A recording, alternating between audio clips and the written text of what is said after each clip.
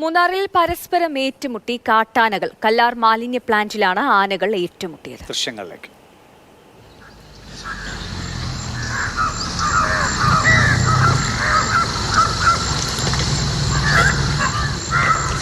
ഉള്ള കിടക്കുവല്ലേ.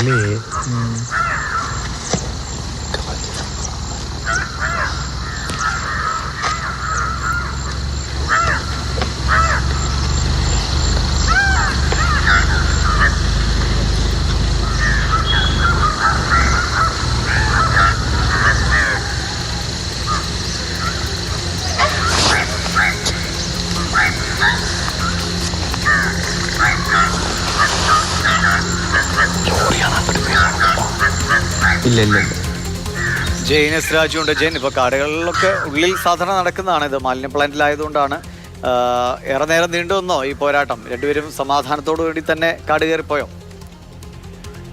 തീർച്ചയായിട്ടും ദിവിഷ്, സാധാരണ കാടുകളിൽ ഇത്തരം ഏറ്റുമുട്ടൽ നടക്കുന്നുണ്ട്. പക്ഷെ അത് നമ്മുടെ കൺമുന്നിൽ അല്ലാത്തത് കൊണ്ട് ക്യാമറയിൽ പതിയാറില്ല.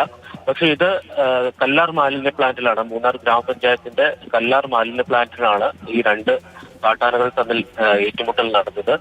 ഈ ആനകൾ കൊമ്പനെ സംബന്ധിച്ച് കൊമ്പനെ മൂന്നാറുകാർക്ക് അത്ര പരിചിതമല്ലാത്ത ഒരു ആനയാണ്. പിടിയാന് അവിടെ ഉള്ളതാണോ എന്ന് കൂടി അറിയില്ല. കാരണം പെട്ടെന്ന് തിരിച്ചറിയാൻ കഴിയാത്തത് കൊണ്ട് പിടി ഒരു പക്ഷേ പുതിയതായി വന്നതോ അല്ലെങ്കിൽ അവിടെയുള്ള ആനയോ ആകാൻ സാധ്യതയുണ്ട്. എന്തായാലും കുറച്ചു നേരം ഈ ഏറ്റുമുട്ടൽ തുടർന്നു. ഭക്ഷണം ശേഖരിക്കുന്നതുമായി ബന്ധപ്പെട്ട പ്രശ്നമായിരിക്കാം എന്നാണ് കരുതുന്നത്. പക്ഷെ ആളുകളെ സംബന്ധിച്ച് ഈ മാലിന്യ പ്ലാന്റിൽ തൊഴിലെടുക്കുന്ന തൊഴിലാളികൾ അടക്കമുള്ളവരുണ്ട്. അവരെ സംബന്ധിച്ച് ഇതൊരു ഭീതിതമായിട്ടുള്ള ഒരു സാഹചര്യമാണ്. നേരത്തെ പടയപ്പിയും ഒറ്റക്കൊമ്പനും ഒക്കെ സ്ഥിരമായി ഈ കല്ലാർ മാലിന്യ പ്ലാന്റിലേക്ക് എത്താറുണ്ടായിരുന്നു.